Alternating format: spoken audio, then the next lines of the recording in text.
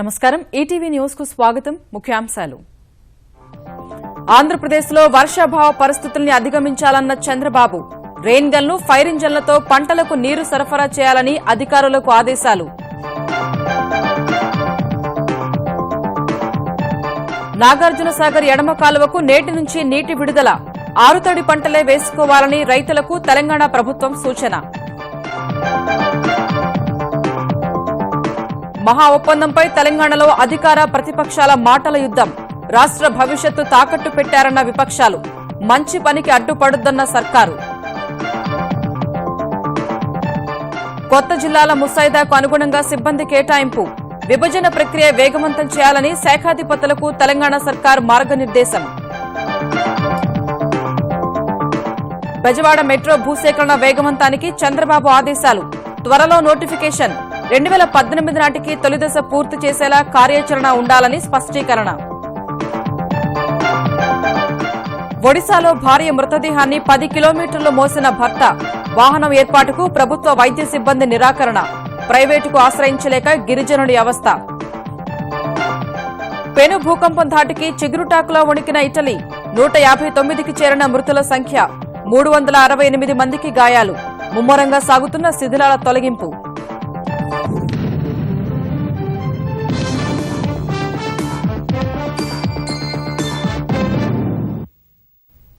ఆంధ్రప్రదేశ్లో కొద్ది రోజులుగా వర్షాలు ముఖం చాటేసి ఎండలు మండుతున్న వేళ వ్యవసాయానికి పగటిపూట మరో 3 గంటలు అదనంగా విద్యుత్ సరఫరా చేయాలని ముఖ్యమంత్రి చంద్రబాబు అధికారులను ఆదేశించారు వర్షాభావ పరిస్థితుల్లో పంటలను కాపాడేందుకు అన్ని చర్యలు తీసుకోవాలన్న ఆయన రెయిన్ గన్ల నిర్వహణకు ప్రత్యేకాధికారిని నియమించనున్నట్లు వెల్లడించారు ఆంధ్రప్రదేశ్లో వర్షాభావ పరిస్థితులు నెలకొన్నప్పటికీ ఎక్కడా 1 ఎకరం పొలం కూడా ఎండిపోకూడదని ముఖ్యమంత్రి అధికారులకు దిశానిర్దేశం చేశారు విజయవాడలోని తన కార్యాలయంలో వర్షాభావ పరిస్థితులపై అధికారులతో వీడియో కాన్ఫరెన్స్ నిర్వహించిన ఆయన అవసరమైన చోట పగటిపూట మరో 3 గంటల వ్యవసాయ విద్యుత్ సరఫరా చేయాలని ఆదేశించారు ఇప్పటివరకు ఎన్ని ఎకరాలకు నీరందించి పంటలు కాపాడింది ఇంకా ఎన్ని ఎకరాలకు నీటి సరఫరా చేయాల్సిన అవసరముందో ప్రతిరోజు తనకు తెలియజేయాలని స్పష్టం చేశారు రెయిన్ గన్లతో పాటు అగ్నిమాపక యంత్రాలను కూడా పంటలు కాపాడేందుకు వినియోగించాలని అధికారులకు స్పష్టం చేశారు సంక్షోభ సమయంలో చర్యలు చేపట్టడం కంటే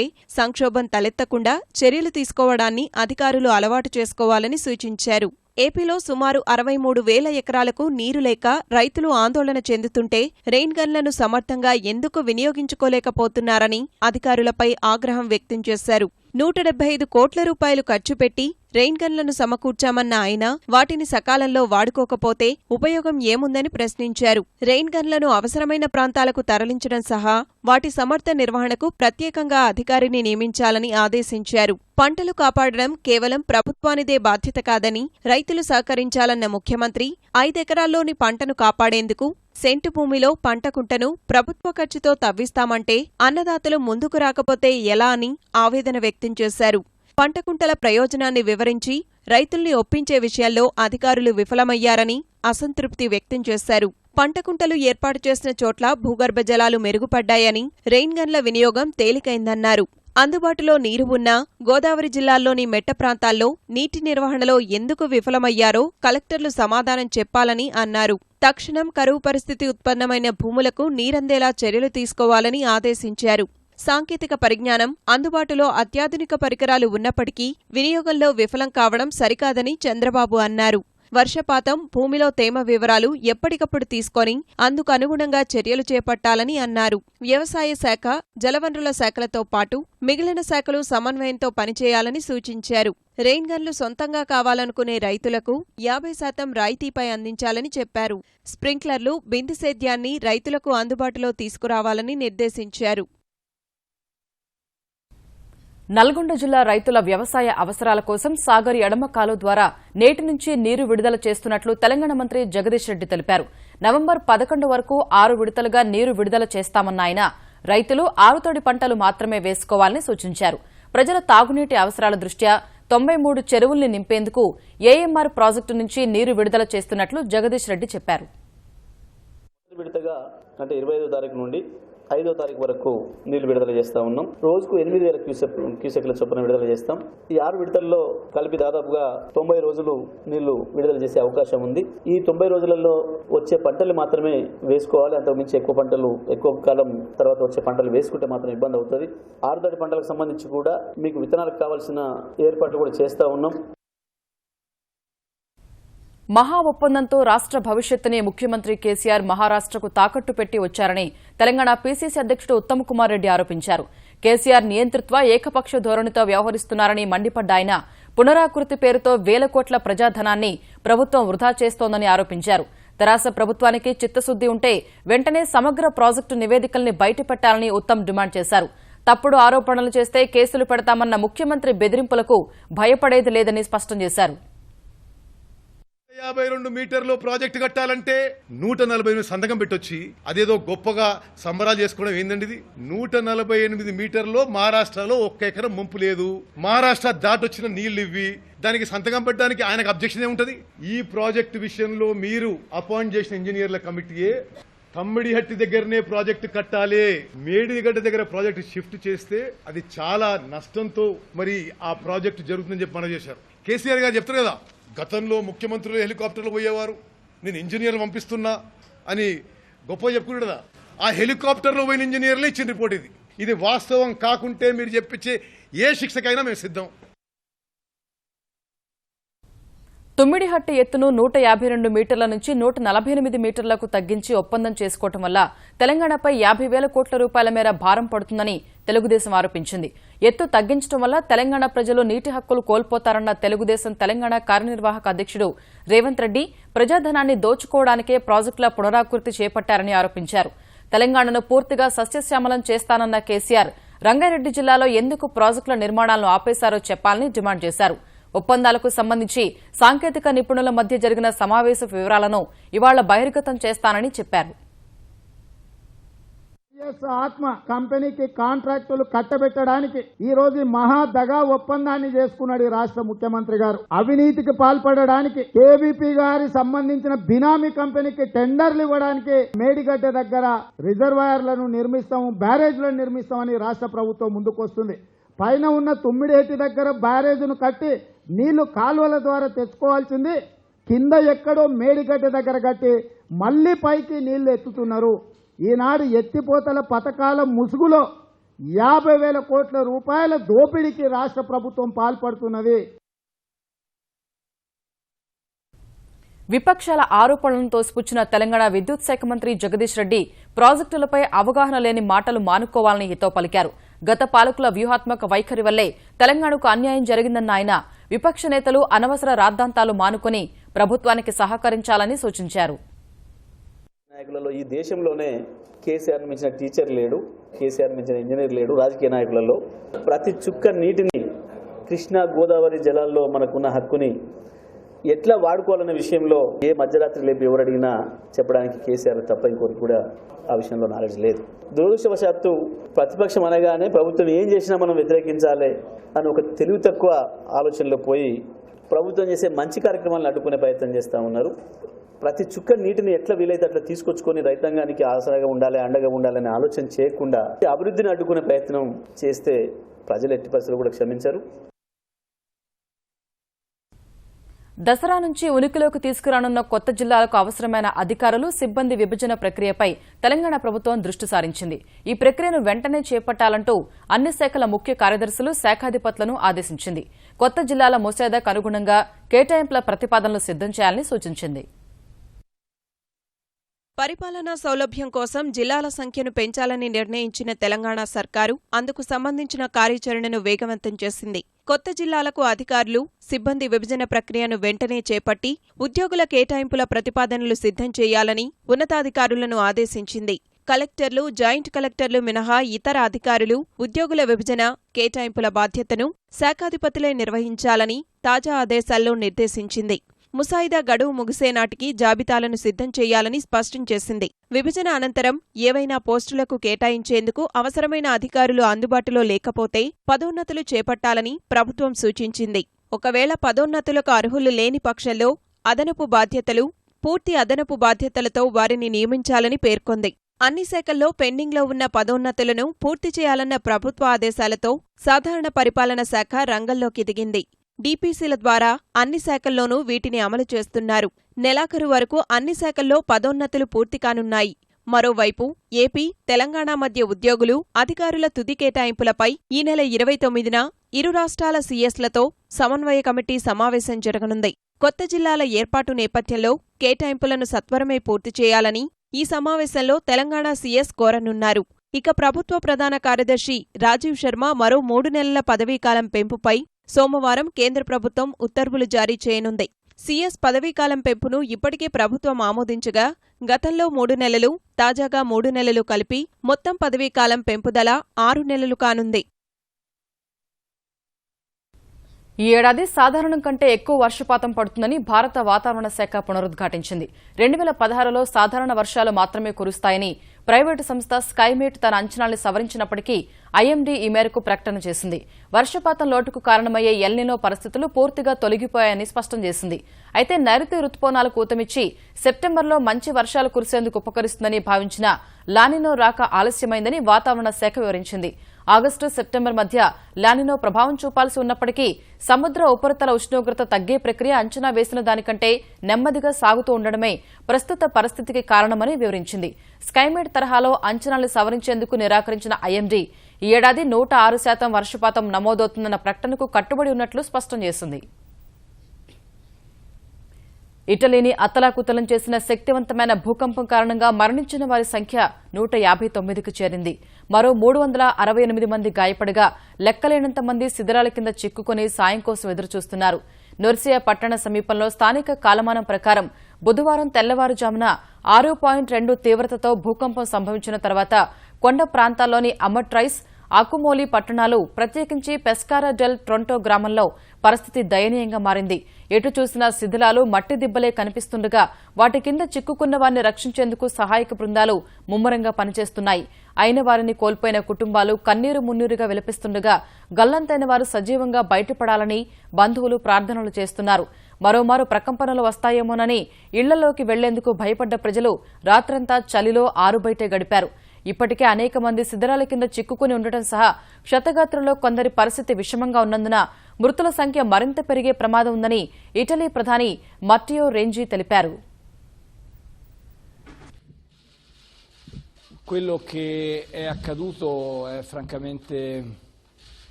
un evento di impatto enorme sul territorio che collega diverse regioni. Vijayawada metro రైలుకు భూసేకరణ ప్రక్రియను త్వరితగతిన ప్రారంభించాలని ముఖ్యమంత్రి చంద్రబాబు అధికారులను ఆదేశించారు. విజయవాడలోని తన కార్యాలయంలో మెట్రో రైలు ప్రతినిధులు, ఎల్&టీ సంస్థ ప్రతినిధులతో సమావేశమైన ఆయన 2018 నాటికి ప్రాజెక్టు తొలిదశ పూర్తి చేయాలని దిశానిర్దేశం చేశారు. ఈ ప్రాజెక్టు కోసం రాష్ట ప్రభుత్వం విడుదల చేసిన 300 కోట్ల రూపాయలను భూసేకరణ కోసం వినియోగించనున్నారు. విజయవాడలో మొత్తం 26 కిలోమీటర్ల మేర మెట్రో రైలు మార్గం నిర్మించనుండగా ఇందుకోసం 75 ఎకరాల భూమిని సేకరించాల్సి ఉంది. ఇందులో మెట్రో స్టేషన్ల కోసం కొంత భూమి వినియోగించనుండగా అన్ని మెట్రో స్టేషన్లు కలిపి ఒక ప్రధాన డిపో కేంద్రం కోసం 62 ఎకరాలు అవసరమవుతుందని అంచనా. భూసేకరణ కోసం చర్యలు తీసుకోవాలని ఇప్పటికే మెట్రో ఎండీ రామకృష్ణారెడ్డి కలెక్టర్కు లేఖ రాశారు. పుష్కరాల హడావిడి ముగిసినందున త్వరలో భూసేకరణ నోటిఫికేషన్ వెలువడే అవకాశం ఉంది. ఆంధ్రప్రదేశ్లోని ఆకర్షణీయ నగరాల అభివృద్దిలో వినూత్న సాంకేతిక ఆవిష్కరణలు ప్రవేశపెట్టడానికి డెన్మార్క్ సంస్థలు ఆసక్తి కనబరిచాయి. ఈ విషయంలో కన్సార్టియంగా ఏర్పడి ముందుకొస్తే కలిసి పనిచేసే అంశాన్ని పరిశీలిస్తామని ముఖ్యమంత్రి చంద్రబాబు డెన్మార్క్ సంస్థల ప్రతినిధులకు చెప్పారు. బుధవారం సాయంత్రం తన కార్యాలయంలో కలిసిన డెన్మార్క్ బృందంతో ఆకర్షణీయ నగరాల నిర్మాణంలో కొత్త సాంకేతిక విధానాలపై చంద్రబాబు చర్చించారు. నవ నగరాల కూర్పుగా నిర్మిస్తున్న అమరావతిని వినూత్న ఆవిష్కరణలకు వేదికగా ఉంచాలన్న తన ఆలోచనలను వారితో పంచుకున్నారు. అమరావతి నిర్మాణంలో భాగస్వామి అయ్యేందుకు డెన్మార్క్ ఆసక్తిగా ఉందని అక్కడి బ్రిటిష్ ఛాంబర్ ఆఫ్ కామర్స్ అధ్యక్షుడు మారియానో డేవియస్ తెలిపారు. డెన్మార్క్ నుంచి వచ్చిన ప్రతినిధి బృందంలోని వివిధ సంస్థలకు చెందిన సీఈఓలు, విశ్వవిద్యాలయ ప్రతినిధులను ఆయన ముఖ్యమంత్రికి పరిచయం చేశారు. ఎల్ఈడీ వీధి దీపాలతో వైఫైను అనుసంధానం చేసే లైఫై సాంకేతికతను, రహదారులను తవ్వే అవసరం లేకుండానే భూగర్భంలో పైప్ లైన్స్ ఏర్పాటు చేసే సరికొత్త ఆవిష్కరణలను వారు వివరించారు. రాజధానిలో ఎన్నో అవకాశాలు ఉన్నాయన్న చంద్రబాబు అవసరమయ్యే రంగాల్లో డెన్మార్క్ సాంకేతిక సహకారాన్ని తీసుకుంటామని చెప్పారు. రాష్ట్ర రహదారులను జాతీయ రహదారులుగా మార్చే డీపీఆర్లను త్వరితగతిన పూర్తి చేసి సెప్టెంబర్లోపు జాతీయ రహదారుల అభివృద్ది సంస్థకు అందేలా చర్యలు తీసుకోవాలని తెలంగాణ రహదారులు భవనాల శాఖ మంత్రి తుమ్మల నాగేశ్వరరావు అధికారులను ఆదేశించారు. రహదారులు భవనాల శాఖ పరిధిలో జరుగుతున్న వివిధ అభివృద్ది పనులు, ఢిల్లీలో మంజూరైన కొత్త రహదారులపై సచివాలయంలో అధికారులతో సమీక్షించిన ఆయన హైదరాబాద్ చుట్టూ రీజనల్ రింగ్ రోడ్డు అభివృద్ది చేసి గ్రోత్ కారిడార్గా తీర్చిదిద్దేలా ప్రణాళిక రూపొందించాలని ఆదేశించారు. రహదారుల వెంట చెట్లు, వాటి సంరక్షణ సరిగా లేదని అసహనం వ్యక్తం చేసిన తుమ్మల హరితహారం విజయవంతమయ్యేలా చూడాలన్నారు. ప్రభుత్వం చేపట్టిన 2 వరుసల రహదారుల విస్తరణ కాంట్రాక్టు ఒప్పందంలో 5 ఏళ్ల వరకు సంబంధిత కాంట్రాక్టర్ మొక్కలు నాటి వాటిని బతికించేలా దిశానిర్దేశం చేయాలని సూచించారు. కొత్త జిల్లా కేంద్రాల్లో నిర్మించే ప్రభుత్వ భవనాల సముదాయాలకు స్థలాల వివరాలను సేకరించాలని కోరారు. ప్రతి రహదారిపైన ప్రమాదకర మలుపులు, వంతెనలు గుర్తించి వాటికి తగు భద్రతా చర్యలు చేపట్టాలని ఆదేశించారు. కేబుల్ ఆపరేటర్ల సమస్యలన్నింటినీ తెరాస ప్రభుత్వం పరిష్కరిస్తుందని తెలంగాణ ఐటీ శాఖ మంత్రి కె తారక రామారావు హామీ ఇచ్చారు. 5వ కేబుల్ నెట్ ఎక్స్పో విజన్ 2016 పేరిట హైదరాబాద్లో ఏర్పాటు చేసిన ప్రదర్శనను ప్రారంభించిన ఆయన అక్కడి స్టాళ్లను సందర్శించి డిజిటల్ కేబుల్ సేవల వివరాలను తెలుసుకున్నారు. ఏడాదిన్నరలో ఇంటింటికి అంతర్జాల కనెక్షన్ అందిస్తామన్న కేటీఆర్ తెలంగాణ ప్రభుత్వం తలపెట్టిన ఈ కార్యక్రమం కారణంగా కేబుల్ ఆపరేటర్లకు ఇబ్బందులు రాకుండా చూస్తామని భరోసా ఇచ్చారు. త్వరలోనే భూగర్భ కేబుళ్ల వ్యవస్థ అందుబాటులోకి వచ్చి ఆపరేటర్లకు పోల్ ట్యాక్స్ భారం తప్పుతుందని ఐటీ శాఖ మంత్రి చెప్పారు. ఈ కేబుల్ ఆపరేటర్ల దగ్గర 40-45 వేల మంది మరి రోజు ఉద్యోగం చేస్తా ఉన్నారంటే, పొట్టబోసుకుంటా ఉన్నారంటే డెఫినెట్ గా వారిని కాపాడుకోవాల్సిన బాధ్యత మా మీద కూడా ఉంది. మీ అందరికీ మేలు చేసే విధంగానే ఈ టీఎస్ ఫైబర్ గ్రిడ్ ను కూడా రూపొందిస్తాం తప్ప ఎట్టి పరిస్థితుల్లో కూడా మీకు ఏ రకమైన హానిని కూడా దీనివల్ల కలగనివ్వం. మీరు మరింతగా రాణించడానికి వ్యాపారంలో దీనివల్ల అవకాశాలు వస్తాయి తప్ప ఎక్కడ కూడా దీనివల్ల మీకు నష్టం మాత్రం జరగదు. తెలంగాణలో కళాశాల స్థాయి విద్యార్థుల ఫీజు రియంబర్స్మెంట్ బకాయిల్ని ప్రభుత్వం తక్షణమే విడుదల చేయాలని వెనుకబడిన తరగతుల సంక్షేమ సంఘం జాతీయ అధ్యక్షుడు ఆర్ కృష్ణయ్య డిమాండ్ చేశారు. కేజీ నుంచి పీజీ వరకు ఉచిత విద్య అందిస్తామన్న ఎన్నికల హామీని ఎందుకు అమలు చేయడం లేదని హైదరాబాద్లో ప్రశ్నించారు. బీసీ విద్యార్థుల సమస్యల పరిష్కారం కోరుతూ ఈ నెల 30న రాష్ట్ర వ్యాప్త ఆందోళన చేపట్టనున్నట్లు కృష్ణయ్య ప్రకటించారు. విద్య ఏమో గాని ఫీజుల రియంబర్స్మెంట్ బకాయిలు ఇవ్వడం లేదు. బీసీ విద్యార్థులకు 500 రెసిడెన్షియల్ పాఠశాల నుంచి ఇంతవరకు ఒక్కటి కూడా మంజూరు చేయలేదు. కేజీ టు పీజీ అమలు చేయాలి. టోటల్ ఫీజుల రియంబర్స్మెంట్ బకాయిలు ఇవ్వాలి. ఈ విషయంపై ఈ నెల 30న అన్ని జిల్లా కలెక్టరేట్లు ముట్టడి చేస్తామని చెప్పి ప్రభుత్వాన్ని హెచ్చరిస్తున్నాం. భార్య మృతదేహాన్ని మోస్తూ 10 కిలోమీటర్లు నడిచి వెళ్లిన ఓ పేద గిరిజనుని దీనగాథ అందరితో అయ్యో అనిపించింది. ఒడిశాలోని కలహండి జిల్లాకు చెందిన దానా మాజీ అనే గిరిజనుని భార్య అమంగదేవి క్షయవ్యాధితో బాధపడుతూ మంగళవారం రాత్రి భవానీపట్న ఆసుపత్రిలో కన్నుమూసింది. పేదల మృతదేహాల్ని ప్రభుత్వ ఆసుపత్రుల నుంచి వారి స్వస్థలాలకు ఉచితంగా తరలించేందుకు ఉద్దేశించిన మహాప్రయాణ పథకం కింద వాహనం ఏర్పాటు చేయాలని మాజీ కోరినప్పటికీ అధికారులు స్పందించలేదు. ప్రైవేటు వాహనం సమకూర్చుకునే స్తోమత లేదని చెప్పినప్పటికీ వారు వినిపించుకోలేదు.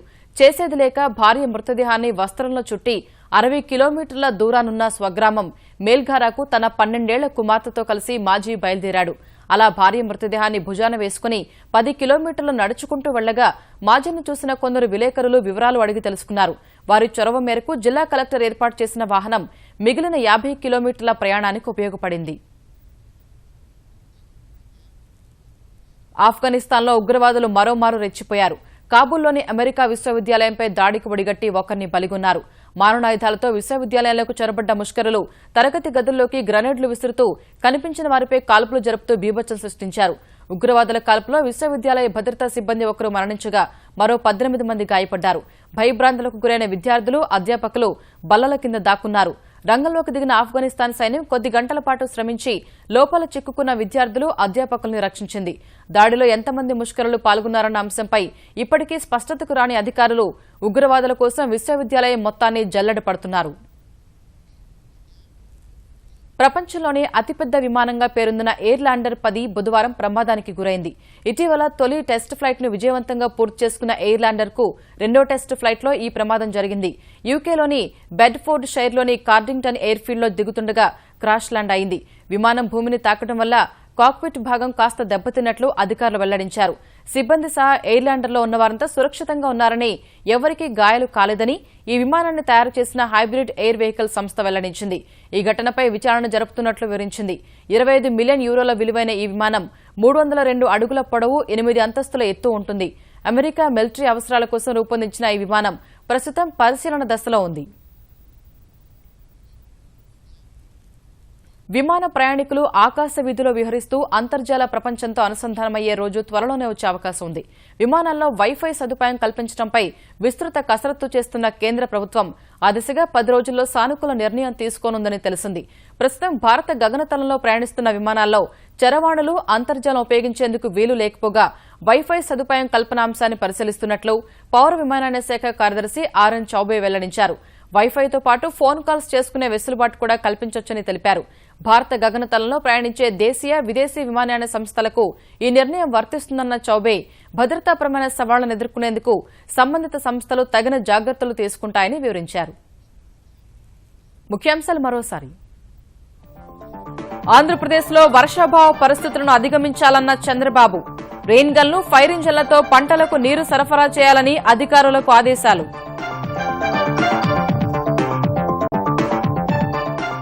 నాగార్జున సాగర్ ఎడమ కాలువకు నేటి నుంచి నీటి విడుదల, ఆరుతడి పంటలే వేసుకోవాలని రైతులకు తెలంగాణ ప్రభుత్వం సూచన.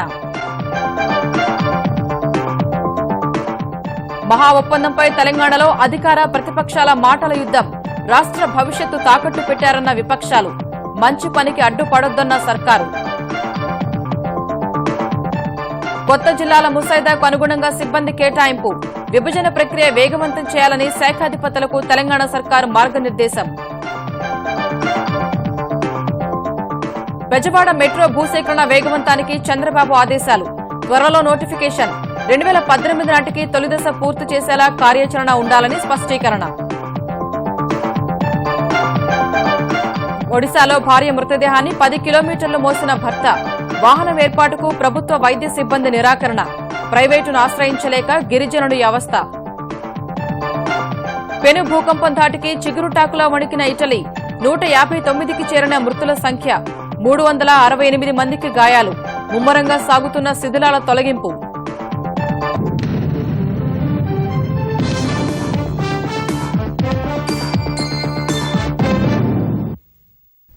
ఈటీవీ న్యూస్ సమాప్తం. నమస్కారం.